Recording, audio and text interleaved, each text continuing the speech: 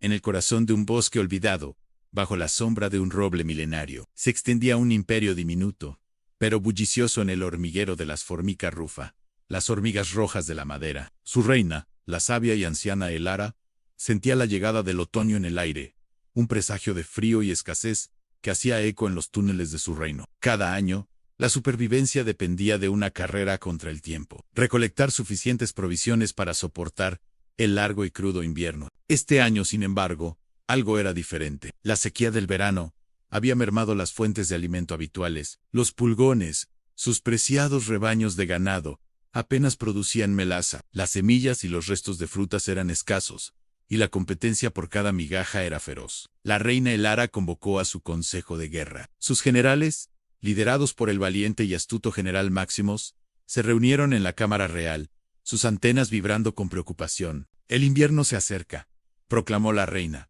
su voz resonando en la quietud del túnel. «Nuestros exploradores informan de un territorio al otro lado del arroyo seco, una tierra rica en néctar, bayas y larvas, pero no está deshabitada. Las avispas de la chaqueta amarilla y las arañas lobo han reclamado ese valle como suyo. Son adversarios formidables, pero nuestras reservas se agotan.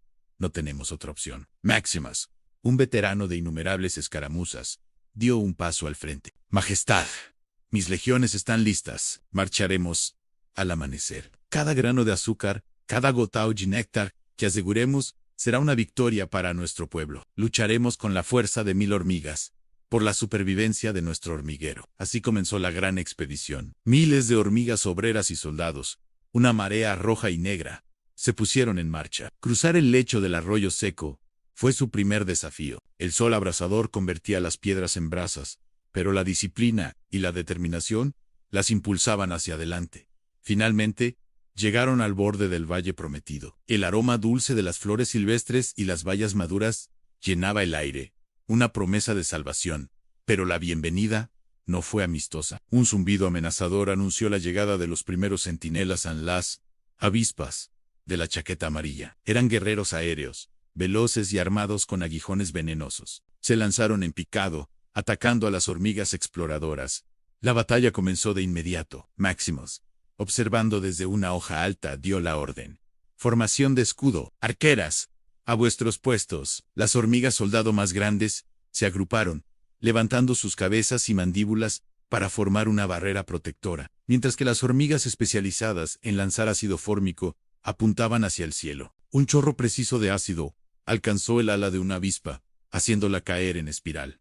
Fue la primera sangre derramada. Las hormigas obreras, protegidas por los soldados, se apresuraron a recolectar todo lo que podían. Cortaban trozos de bayas, recogían semillas y extraían néctar de las flores, formando rápidamente una línea de suministro que se extendía de regreso al hormiguero. Cada hormiga sabía que su trabajo era vital, pero el conflicto apenas comenzaba. Al caer la tarde, mientras las hormigas establecían un campamento temporal, surgió una nueva amenaza de las sombras. Las arañas lobo, cazadoras solitarias y letales, emergieron de sus madrigueras.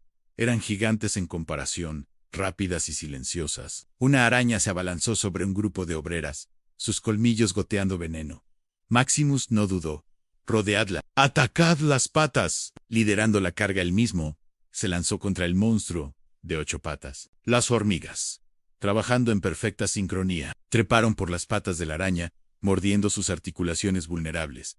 Otras la rociaron con ácido, cegándola y desorientándola. La araña, abrumada por el ataque coordinado de cientos de pequeños guerreros, finalmente sucumbió. Las noches en el valle eran una prueba de resistencia. Las arañas acechaban en la oscuridad, y las avispas patrullaban al amanecer. Hubo bajas, y cada hormiga caída era una pérdida dolorosa. Pero por cada soldado perdido, la determinación del resto se fortalecía. Recordaban las larvas hambrientas en el nido, a su reina y el futuro de su colonia. Durante días, la batalla por los recursos continuó. Las hormigas desarrollaron nuevas tácticas. Aprendieron a cavar trincheras para protegerse de las cargas de las arañas y a usar el terreno elevado para emboscar a las avispas. Su ingenio y su increíble capacidad de cooperación comenzaron a cambiar el rumbo de la guerra. Crearon puentes vivos con sus propios cuerpos para cruzar pequeños obstáculos y demostraron que la unidad era su mayor arma. Un día, mientras Maximus dirigía una partida de recolección,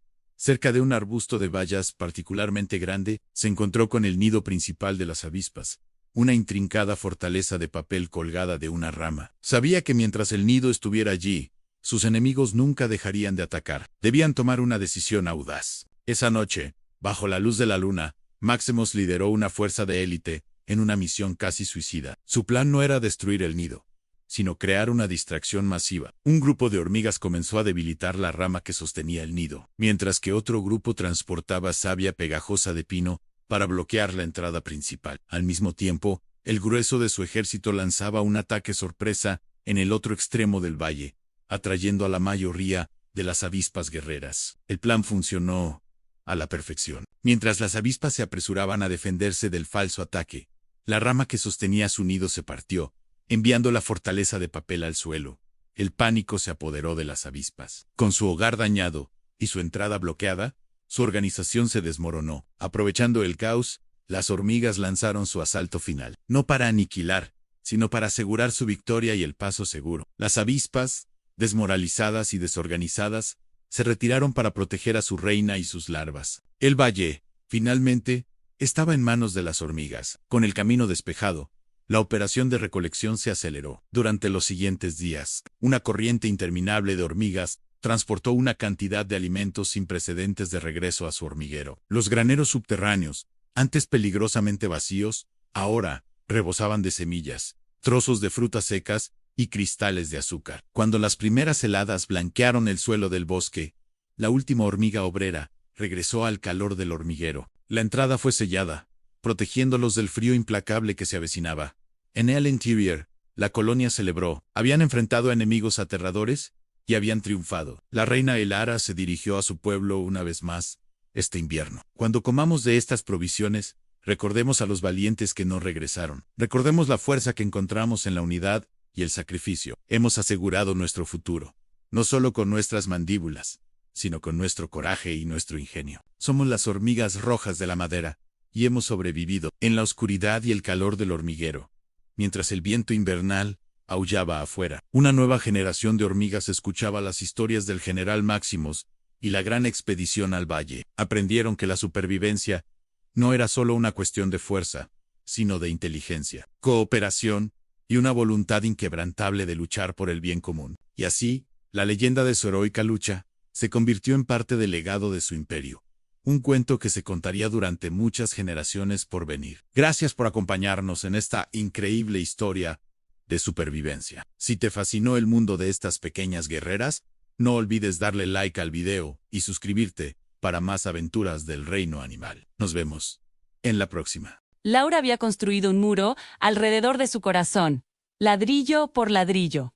A lo largo de los años, no fue una decisión consciente, sino más bien un mecanismo de defensa que se fue solidificando con cada decepción. Cada palabra no dicha, cada promesa rota, vivía en una fortaleza de silencio, convencida de que la única manera de no salir herida era no dejar entrar a nadie. Sus sentimientos eran un tesoro enterrado en lo más profundo de su ser.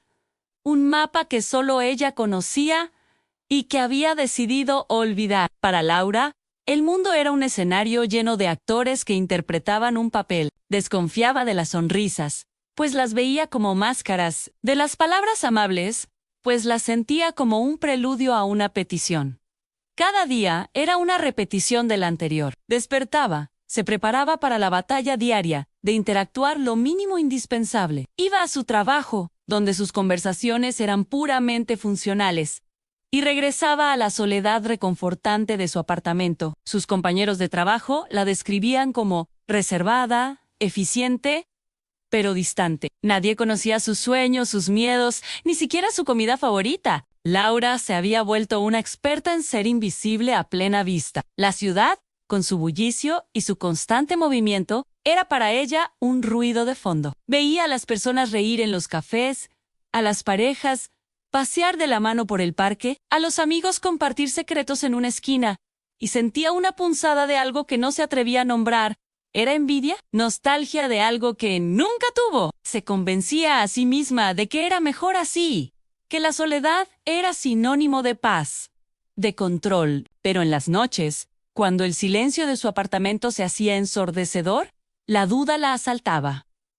¿Era esto realmente vivir? Un martes por la mañana, todo cambió. No fue un terremoto ni un evento trascendental que alterara el curso de la historia, sino algo tan pequeño, tan mundano, que casi pasó desapercibido. El metro, como siempre, iba abarrotado. Era la hora pico, un mar de rostros anónimos, empujándose en un ballet caótico y malhumorado. Laura se aferraba a la barra metálica, perdida en sus pensamientos, intentando hacerse lo más pequeña posible para evitar el contacto físico. El aire era denso, cargado con el perfume de 1000 vidas diferentes. Pero para ella, solo era el olor a multitud. Estaba cansada. La noche anterior, el insomnio había sido su compañero, y el peso del mundo parecía haberse depositado sobre sus hombros. Miraba al suelo, evitando cruzar la mirada con nadie. Entonces, una voz suave la sacó de su letargo. «Disculpa», dijo un hombre sentado justo frente a ella. Laura levantó la vista, preparada para una queja, una pregunta brusca lo de siempre. Pero lo que encontró la desarmó. El hombre, de unos 50 años, con arrugas amables alrededor de los ojos y una barba canosa, le sonreía. No era una sonrisa burlona ni una mueca de cortesía. Era una sonrisa genuina, cálida, que parecía nacer de un lugar sincero. Le señaló el asiento vacío, a su lado. «Por favor, siéntate», le dijo. «Pareces cansada».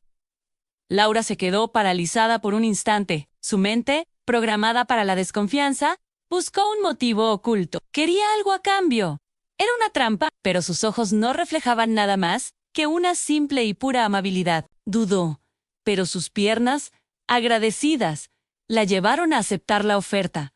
Se sentó, murmurando un gracias casi inaudible. No cruzaron más palabras durante el resto del trayecto. El hombre se bajó unas paradas después, con otra sonrisa y un leve asentimiento de cabeza a modo de despedida. Laura se quedó allí, sentada, procesando lo que acababa de suceder. Fue un gesto minúsculo, insignificante para el universo, pero para ella.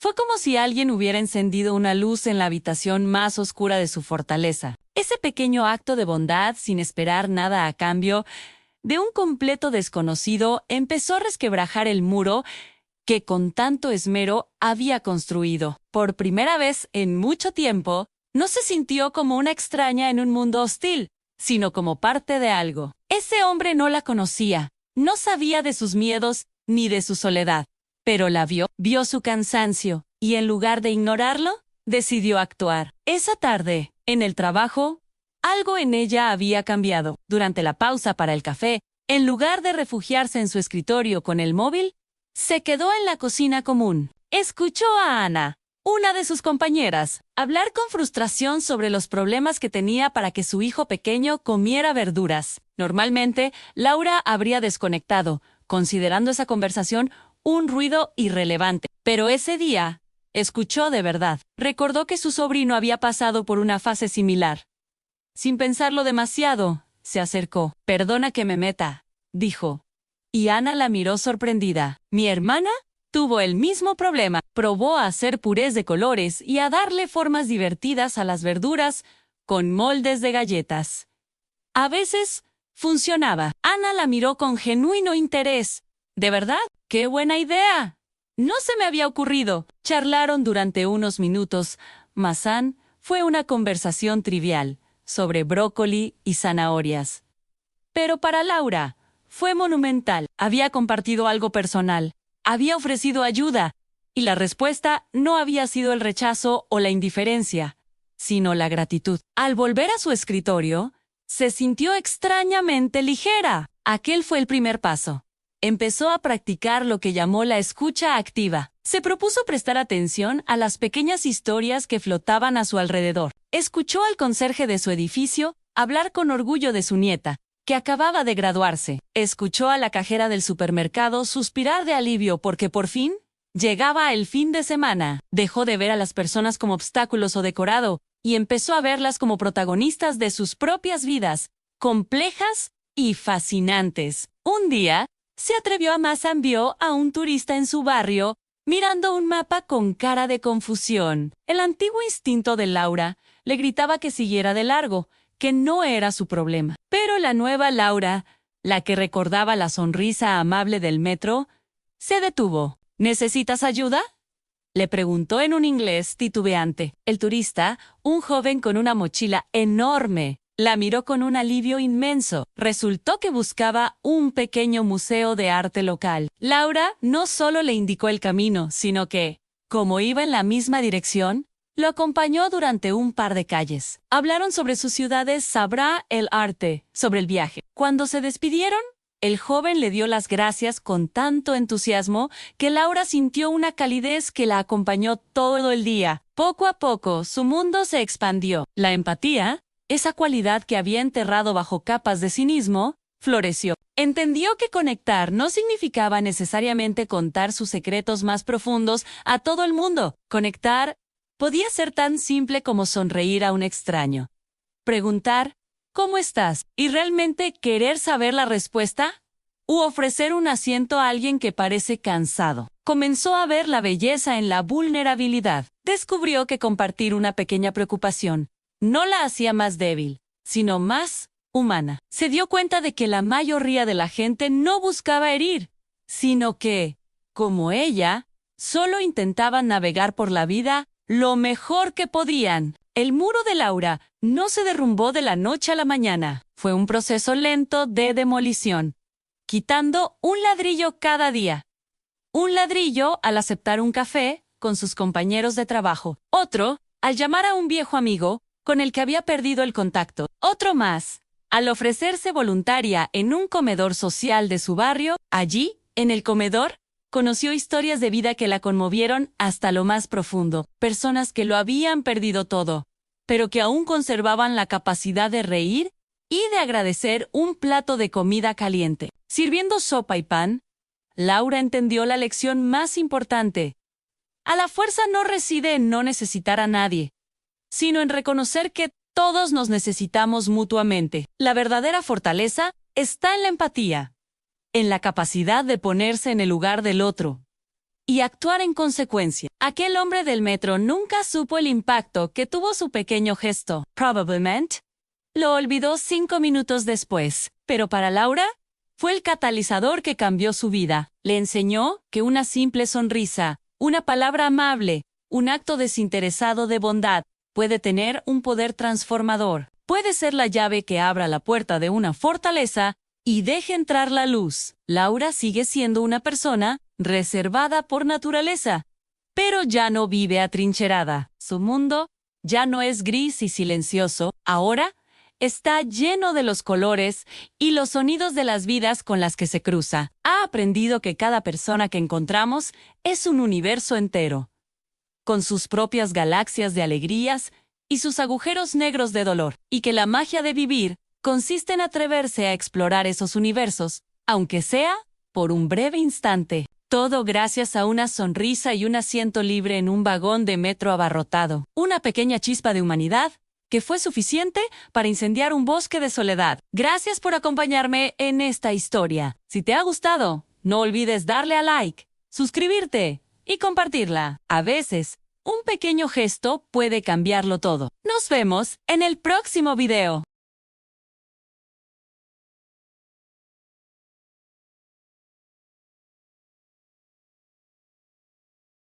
Su casa era un taller improvisado, lleno de cables, tornillos y sueños. La escuela era su refugio, pero a menudo tenía que faltar para ayudar a su familia con trabajos ocasionales. Cada moneda que ganaba era para la casa, pero siempre guardaba algo no para dulces, sino para comprar herramientas de segunda mano o componentes electrónicos baratos en el mercado de pulgas. Sus amigos no entendían su obsesión.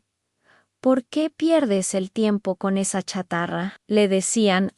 Pero Javier veía más allá, veía potencial donde otros solo veían basura. Su familia, aunque lo quería, también dudaba. Su padre, un obrero de la construcción, le decía con cariño, pero con preocupación al hijo: eso no te dará de comer. Necesitas un trabajo de verdad. Esas palabras, aunque venían del amor, eran como pequeñas espinas en su corazón, pero en lugar de desanimarlo, lo impulsaban a demostrarles que estaban equivocados, a demostrarse a sí mismo que su pasión tenía un propósito. La idea que cambiaría su vida surgió de la necesidad más básica de su propia comunidad. En su barrio, los cortes de luz eran constantes y duraban horas, a veces días. La gente perdía la poca comida que tenía en sus refrigeradores.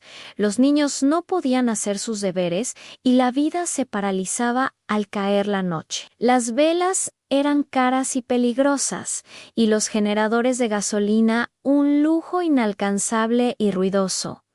Javier observaba esto con frustración. Una noche, mientras estudiaba a la luz de una vela que parpadeaba, pensó: tiene que haber una forma mejor, una forma barata, limpia y accesible para todos. Esa noche no durmió en su mente, las piezas comenzaron a encajar, y si pudiera crear un dispositivo que almacenara energía durante el día, cuando había luz, para usarla por la noche, la idea no era nueva, pero la clave era hacerlo extremadamente barato y con materiales reciclados. Pasó meses experimentando en su pequeño rincón. Utilizó baterías viejas de portátiles que conseguía en talleres de reparación, pequeños paneles solares que compraba dañados y reparaba con una paciencia infinita, y carcasas de plástico que recogía de la basura.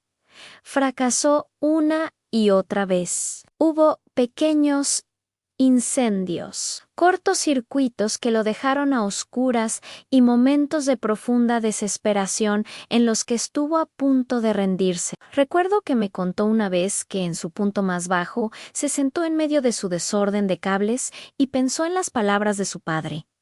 Quizás tenía razón. Quizás solo era un soñador persiguiendo una fantasía. Pero entonces miró por la ventana y vio a su vecina, una anciana que vivía sola, tratando de leer con la débil luz de un mechero. Esa imagen le rompió el corazón y reavivó su determinación. No lo hacía solo por él, lo hacía por ellos, por su gente. Se levantó, limpió el desastre y empezó de nuevo, pero esta vez con un enfoque diferente. Simplificó el diseño al máximo, eliminando todo lo que no fuera absolutamente esencial. Después de casi un año de pruebas y errores, finalmente lo logró. Creó un pequeño dispositivo, no más grande que una caja de zapatos, al que llamó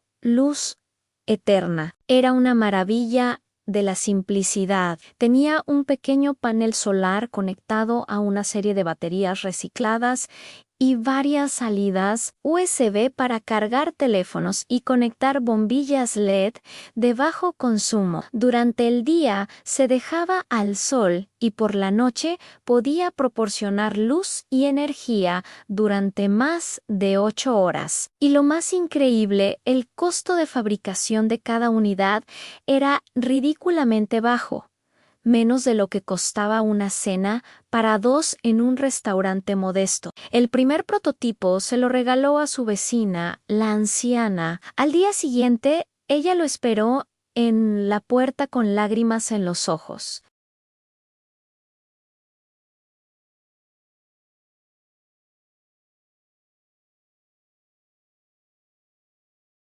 Ese fue el primer pago real que Javier recibió, y valía más que todo el oro del mundo. La voz se corrió como la pólvora por el barrio. Pronto, todos querían una luz eterna. Javier, con la ayuda de un par de amigos, comenzó a fabricarlos en el patio de su casa. La demanda era tan grande que no daban abasto. Vendía cada dispositivo a un precio muy bajo, lo justo para cubrir los materiales y ganar un poquito para seguir adelante. Su objetivo no era hacerse rico, sino solucionar un problema real. Pero el destino tenía otros planes. Un día, una periodista que hacía un reportaje sobre la vida en los barrios marginales se topó con su invento. Quedó tan impresionada que le dedicó un artículo completo en un periódico nacional. El titular decía: "El joven que iluminó la oscuridad con basura". El artículo se hizo viral. De la noche a la mañana, el teléfono de Javier, que antes apenas sonaba, no paraba de recibir llamadas. Eran inversores, hongs, representantes de empresas de tecnología. Todos querían conocer al genio del barrio. Al principio, Javier estaba abrumado y desconfiado. Pensaba que querían robarle su idea, pero entre todas las llamadas, hubo una que le llamó la atención. Era de una organización sin ánimo de lucro dedicada a llevar soluciones sostenibles a comunidades rurales y desfavorecidas de todo el mundo. No le ofrecieron millones, le ofrecieron algo mejor a una asociación. Le propusieron ayudarlo a escalar la producción de luz eterna para llevarlo no solo a su barrio, sino a miles de comunidades como la suya en todo el planeta, manteniendo siempre el bajo costo y el enfoque social. Javier viajó por primera vez en avión, conoció a ingenieros y diseñadores de primer nivel que, en lugar de menospreciar su invento casero, lo admiraban por su ingenio y eficiencia. Le ayudaron a optimizar el diseño, a encontrar proveedores de materiales reciclados a gran escala y a establecer pequeñas plantas de ensamblaje locales, creando empleo en las mismas comunidades que se beneficiarían del producto. En pocos ecos, la vida de Javier se transformó por completo. Pasó de recoger chatarra a ser el director de innovación de una empresa social que estaba cambiando el mundo. Pudo comprarle una casa nueva y cómoda a sus padres, lejos de las carencias que habían conocido. Recuerdo la cara de su padre el día que entraron a la nueva casa. Lo abrazó con una fuerza que casi le saca el aire